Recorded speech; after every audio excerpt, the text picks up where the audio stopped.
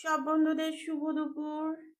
আমি রান্না করছি, একটু তেল দিয়ে দিলাম, কচু আলু দিয়ে তরকারি, পেঁপে দিয়ে টকের ডাল, চালতা দিয়ে ডিম ভাজা,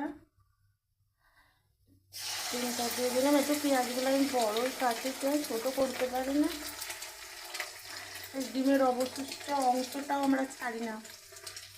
আর ভাত হয়ে গেছে, চলে এসো যে খেতে চাও। সেরকম ভালো রান্না করতে পারি না, তবুও সবাইকে আসার জন্য নিমন্ত্রণ করলাম। চলে এসো সকলে যদি কেউ খেতে চাও।